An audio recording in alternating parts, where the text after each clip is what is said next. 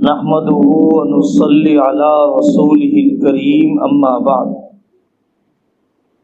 میری دینی ماں اور بہنوں، بہت سی باتیں ہیں جو اس موقع پر آپ ماؤں کے سامنے اور آپ بہنوں کے سامنے آنے چاہیے۔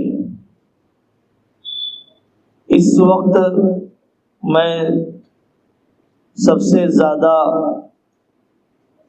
خدمت کا موضوع عرض کرنا چاہتا ہوں۔ حضرت رسول اللہ صلی اللہ علیہ وسلم نے نبی بنائے جانے سے پہلے اپنے گاؤں والوں کی، اہل مکہ کی ایسی خدمت کی کہ اپنے اور پرائے گواہی دیتے تھے، کافر ہونے کے باوجود گواہی دیتے تھے کہ آپ رشتہ جوڑنے والے ہیں، آپ نادار کی، فقیر کی مدد کرنے والے ہیں، آپ حق والوں کا ساتھ دینے والے ہیں۔ دور دور تک نجاشی بادشاہ کے سامنے آپ کی خوبیاں پہنچی کہ آپ ایسی خدمت کرتے ہیں۔ حضرت ابوبکر آپ کے چہیتے دوست ہیں، وہ چہیتے دوست کا بھی یہی حال تھا۔ حضرت ابوبکر صدیق رضی اللہ عنہ مکہ چھوڑ کے جانا چاہتے ہیں تو ان کے دوستوں نے کہا، ابوبکر تم جیسا آدمی نکالا نہیں جا سکتا ہے مکہ مکرمہ سے، ہمیں انسانیت کی خدمت سکھلائی گئی، ہمیں خاندان کی خدمت سکھلائی گئی، ہمیں رشتہ داروں کی خدمت سکھلائی گئی، شوہر کی خدمت، ساس کی خدمت، شوہر کے ساتھ جو رشتے جڑے ہوئے ہیں ان جڑے ہوئے رشتوں کی خدمت ہمیں سکھلائی گئی، شوہر کے بہنوں کی خدمت، شوہر کے ماں باپ کی خدمت، شوہر کے وہ بچے جو دوسری بیوی سے ہیں ان کی خدمت سکھلائی گئی۔ حضرت جابر بن عبداللہ رضی اللہ عنہ ایک صحابی ہیں اور بہت بڑے صحابی ہیں، ان کے والد اللہ کے راستے میں شہید ہو گئے، ان کی چھوٹی چھوٹی بہنیں تھیں۔ حضرت جابر بن عبداللہ رضی اللہ عنہ نے نکاح کیا۔ حضرت رسول اللہ صلی اللہ علیہ وسلم کے ساتھ ایک سفر میں تھے، بخاری شریف کی لمبی روایت ہے۔ حضرت جابر بن عبداللہ رضی اللہ عنہ سے حضرت نبی پاک صلی اللہ علیہ وسلم نے پوچھا کہ جابر تم نے نکاح کر لیا؟ حضرت جابر رضی اللہ عنہ نے فرمایا، ہاں یا رسول اللہ میں نے نکاح کر لیا۔ ساتھیوں کے مسائل میں دلچسپی اور اپنے آس پاس کے لوگوں کے دکھ درد میں دلچسپی کیسے ہوا کرتی تھی؟ حضرت رسول اللہ صلی اللہ علیہ وسلم نے پوچھا کہ جابر تم نے جس لڑکی سے نکاح کیا ہے وہ کنواری خاتون ہے یا اس کا پہلے بھی نکاح ہوا؟ حضرت جابر بن عبداللہ رضی اللہ عنہ نے فرمایا، یا رسول اللہ میں نے جس عورت سے نکاح کیا ہے وہ کنواری نہیں ہے، اس کا اس سے پہلے بھی نکاح ہو چکا ہے، وہ عمر والی ہے۔ حضرت رسول اللہ صلی اللہ علیہ وسلم نے دل بہلانے کے لیے اور دل لگی کرنے کے لیے فرمایا کہ جابر کنواری خاتون سے نکاح کرتے، جس کا پہلا نکاح ہو اس سے نکاح کرتے، تمہارے لیے دلچسپی کا زیادہ سامان ہو سکتا تھا۔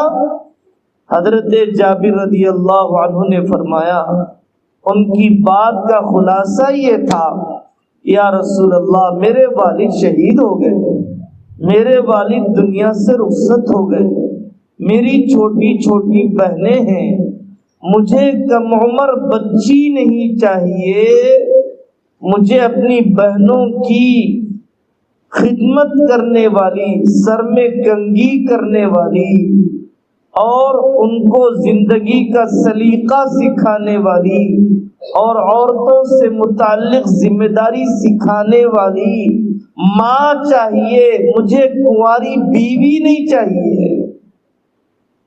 اب بتائیے حضرت جابر رضی اللہ عنہ نے اپنے جوانی کے جذبے کو کیسے قربان کر دیا اپنے بہنوں کے گھر کو بسانے کے لیے۔ اور اللہ جزائے خیر دے، حضرت جابر بن عبداللہ رضی اللہ عنہ کی بیوی کو اللہ جزائے خیر دے کہ اس خاتون نے ان حضرت جابر بن عبداللہ رضی اللہ عنہ کی بہنوں کی کیسی تربیت کی، کیسے ان کو راحت پہنچایا۔ خدمت کے ذریعے سے ایسے گھر آباد ہوتے ہیں، خدمت کے ذریعے سے ایسے گھر آباد ہوتے ہیں۔ حضرت محمد صلی اللہ علیہ وسلم کی بیویوں میں، ہماری ماؤں میں ایک عظیم ماں ہے جن کا نام ہے حضرت ام سلمہ رضی اللہ عنہا۔ حضرت ام سلمہ رضی اللہ عنہا جب نکاح ہوا ان کے شوہر کے انتقال کے بعد، حضرت رسول اللہ صلی اللہ علیہ وسلم سے نکاح ہوا تو حضرت ام سلمہ رضی اللہ عنہا کے ساتھ اور بچے بھی تھے، ان کے شوہر ابو سلمہ رضی اللہ عنہ سے بچے تھے۔ حضرت رسول اللہ صلی اللہ علیہ وسلم نے عمر بن ابی سلمہ یعنی اپنی سوتیلی اولاد کی نگرانی کی۔ حضرت نبی پاک صلی اللہ علیہ وسلم نے اور اپنی سوتیلی اولاد کی پرورش کی، نگرانی کی۔ حضرت رسول اللہ صلی اللہ علیہ وسلم نے کوئی سوتیلے پن کا رویہ نہیں اپنایا۔ یہ خدمت کا جذبہ، تیسری مثال سیرت میں خدمت کی یہ ملتی ہے کہ حضرت رسول اللہ صلی اللہ علیہ وسلم نے ایک لڑکے کو اپنا منہ بولا بیٹا لے پالک اڈاپشن کر لیا تھا، گود لے لیا تھا۔ ان کا نام ہے حضرت زید بن حارثہ رضی اللہ عنہ۔ زید بن حارثہ رضی اللہ عنہ اصل یہ غلام تھے، لوگوں نے زبردستی پکڑ لیا تھا، مکہ میں بیچ دیا تھا، حضرت خدیجہ نے خریدا، اپنا خادم بنائے رکھا اور حضرت رسول اللہ صلی اللہ علیہ وسلم کے حوالے کر دیا۔ حضرت زید بن حارثہ رضی اللہ عنہ سے حضرت نبی پاک صلی اللہ علیہ وسلم کو بڑی محبت تھی۔ کسی صحابی کا نام اگر قرآن میں آیا ہے تو حضرت زید بن حارثہ رضی اللہ عنہ ہیں کہ جن کا نام قرآن میں آیا ہے، اور یہ زید وہ نام ہے کہ جو حضرت رسول اللہ صلی اللہ علیہ وسلم کی مبارک زبان پر زیادہ آتا تھا۔ حضرت زید رضی اللہ عنہ کے بیٹے ہیں حضرت اسامہ بن زید۔ حضرت اسامہ بن زید رضی اللہ عنہ ان کے بیٹے ہیں۔ حضرت اسامہ بن زید رضی اللہ عنہ اپنی ناک کے اعتبار سے دبے ہوئے اور رنگ کے اعتبار سے بہت گہرا رنگ تھا۔ حضرت عائشہ رضی اللہ عنہا ان کی ناک کی صفائی کرتی تھی، اور حضرت نبی پاک صلی اللہ علیہ وسلم حضرت اسامہ رضی اللہ عنہ کو ایسا پیار کرتے کہ نہلاتے دھلاتے کپڑے پہناتے پھر پیار کرتے، اسامہ اگر تم بیٹی ہوتے تو ہم تمہیں ایسے جوڑے پہناتے، اسامہ اگر تم لڑکی ہوتے تو ہم تمہیں ایسے تیار کرتے۔ یار کامیاب ماؤں کے اندر، کامیاب بیٹیوں کے اندر یہ سلیقہ ہونا چاہیے، کامیاب بیٹیوں میں یہ سلیقہ ہونا چاہیے۔ حضرت آقا صلی اللہ علیہ وسلم سے بڑا کون ہو سکتا ہے؟ اور آپ اپنی سگی اولاد کی اولاد نہیں بلکہ منہ بولی اولاد کے بچے کے ساتھ یہ اپنائیت کا رویہ کرتے ہیں۔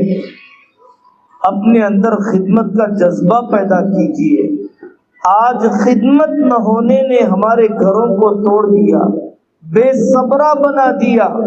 ہاں، آدمی کے اوپر اس کی طاقت سے زیادہ بوجھ بھی مت ڈالیے، زیادہ پیس مت کیجیے اپنی بہوؤں کو، بیٹیوں کو، ماؤں کو، بیویوں کو، لیکن عورتوں کے اندر فکر ہونی چاہیے، جسم کو بچا کر کیا کریں گے، راحت کو سنبھال کر کیا کریں گے۔ جتنا یہ جسم تھکے گا اتنے گناہوں سے بچ جائے گا۔ اور آج اللہ تعالیٰ نے خدمت کرنے کے قابل بنایا، قدر کر لو، اس سے پہلے کہ اللہ تعالیٰ تمہیں خدمت لینے کا محتاج بنا دے۔ خدمت لینے کا اللہ تعالیٰ محتاج بنا دیں گے تو کچھ نہیں کر سکیں گے۔ ایک اور واقعہ جو سیرت کی کتابوں میں حضرت عمر رضی اللہ عنہ کا واقعہ ہے۔ رات میں گشت کر رہے ہیں، صورتحال دیکھی ایک جگہ پر کہ ایک عورت کے چیخنے رونے کی آوازیں، زچگی کا وقت قریب آ گیا۔ حضرت عمر رضی اللہ عنہ دوڑے ہوئے گئے، اپنی گھر والی سے کہا نیکی کا موقع ہے، تیار ہو۔ بیوی نے کہا جی تیار ہے، اور سامان لیا زچگی کا ضروری، اور اس عورت کی خدمت کی۔ اس گھر والوں نے جا کر امیر المومنین کی بیوی، کونسلر کی بیوی، صدر صاحب کی بیوی، مفتی صاحب کی بیوی نہیں، امیر المومنین کی بیوی ہے، حضرت عمر رضی اللہ عنہ کی بیوی ہے۔ انہوں نے سارے زچگی سے فارغ ہو گئے۔ حضرت عمر رضی اللہ عنہ کو خوشخبری سنائی اندر سے، خوش ہو جائیے امیر المومنین، بیٹا پیدا ہوا ہے۔ حضرت وہ باپ پریشان ہو گیا، یہ وقت کا امیر ہے جو ہماری بیوی کی خدمت کے لیے اپنی گھر کی عورت کو لے آیا ہے۔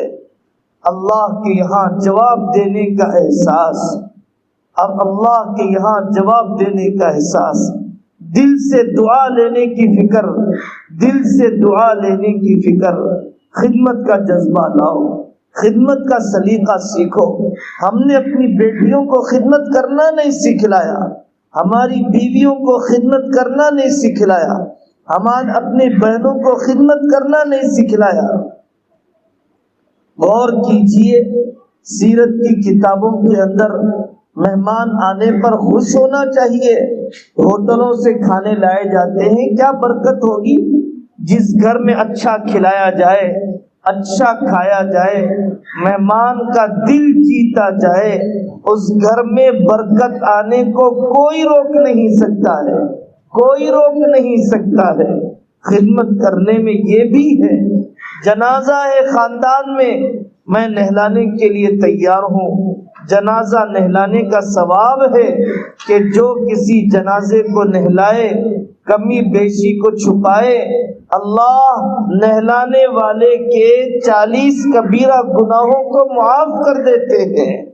خدمت کرنا کتنی بڑی دعوت ہے، خدمت کے ذریعے سے آپ پورے خاندان کا دل جیت لیں گے۔ بہت بڑی دعوت مت کیجیے، بہت بڑا فنکشن ہال بک مت کیجیے، بہت پیسے خرچ مت کیجیے۔ ایک آدمی کے کھانے میں اضافہ کر دیا، مسجد میں مہمان آئے ہوئے ہیں، پردیسی مسافر، لے کے آ جائیے صاحب۔ مسجد میں سفیر آئے ہوئے ہیں، لے کر آ جائیے صاحب۔ مسجد میں جماعت آئی ہوئی ہے، ہمیں خدمت کا موقع دیجیے صاحب۔ یہ طریقہ ہوتا ہے۔ میں آپ سے خدمت کا اثر بتلاتا ہوں۔ اللہ اکبر، بہت بڑے اللہ والے نے قاری امیر حسن صاحب رحمۃ اللہ علیہ نے فرمایا، جانتے ہو مولانا الیاس صاحب رحمۃ اللہ علیہ کو کاندھلا کے خاندان میں اللہ نے کیوں پیدا فرمایا؟ جب یہاں سے کاندھلا سے سید احمد شہید رحمت اللہ علیہ کا قافلہ جا رہا تھا تو کاندھلا والوں نے، گاؤں والوں نے ایسی خدمت سید احمد شہید کی تھی کہ اللہ تعالیٰ نے ان کے خاندان میں دعوت کے مجدد کو پیدا کرنے کا فیصلہ کر دیا، دعوت کے مجدد کو پیدا کرنے کا فیصلہ کر دیا۔ ہمارے اندر سے خدمت کرنے کے بجائے بہت کم لوگوں میں جذبہ ہے خدمت سے جی چرانا، اپنی راحت اور سہولت پسندی کو بچا کر رکھنا۔ اپنے ماں باپ، اپنے بچے، اپنے بھائی بہن دواخانوں میں ہیں، بیماریوں میں ہیں، اس میں خدمت کرنے والے نہیں ملتے ہیں۔ اجنبی کو خدمت کرنے والے، اجنبی کی خدمت کرنے والے کہاں سے ملیں گے؟